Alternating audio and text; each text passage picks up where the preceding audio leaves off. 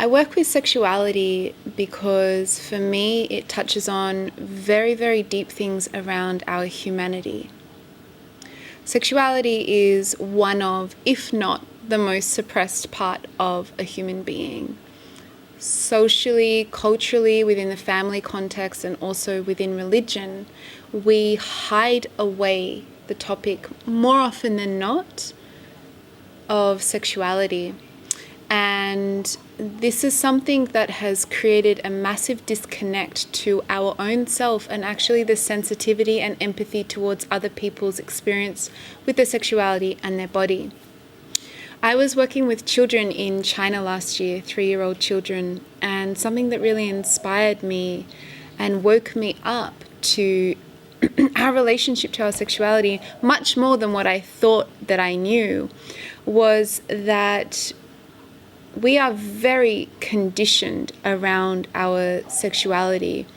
And when you look at children around up until the age of 5, they are very free in their body. They are very free in their own sexuality, because children do have sexuality, and children's sexuality is a very natural phenomena.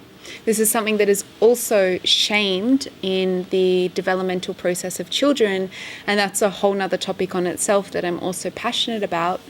But aside from this, when you see a child, they don't have any correlation to what is appropriate and not appropriate to show with their body.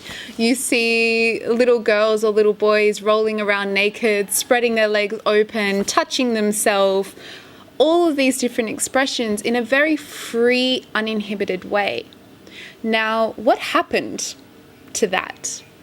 If we really look deeply, it is a cultural imposition of what is and what is not okay in a way to behave.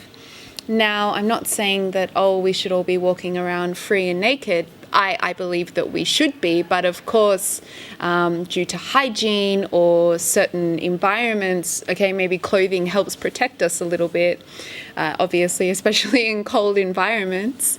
But overall, we have to cover up, we have to hide the body, and especially we can't touch inappropriately in any ways. And for women, most importantly, is we have so much censoring around the breasts and around the nipples. If we compare this to men and the suppression between men and women with their bodies, men do have a lot more freedom to express their physical naked body than women do. And this is because we have actually sexualized the body. So a lot of the time, if we think of a naked body, maybe not a child for most people, we don't sexualize the child's naked body, but we do very automatically sexualize the adult human body. And that is what causes a lot of people to cover up and close off from being natural and free in a naked body. Now, this is very sad to me because we were born naked. We come from sex.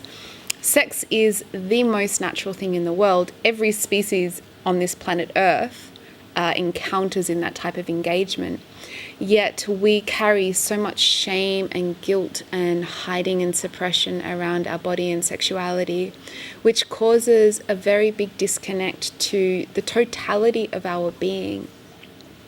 Now, when I come back to children, and also for you while I speak, think of the freedom of a naked child running around, and also notice, do they have inhibitions? Do they have insecurities about their physical body?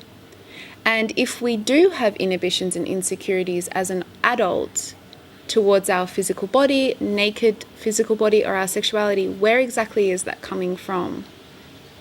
So what I like to work with women and also with men is deconditioning, deprogramming, removing the layers, first seeing the layers and all the ways in which they affect our life and our relationship towards ourselves and others, and then begin to integrate them. I'm not so much into the idea of healing. I don't necessarily feel anything needs to be fixed because nothing is broken.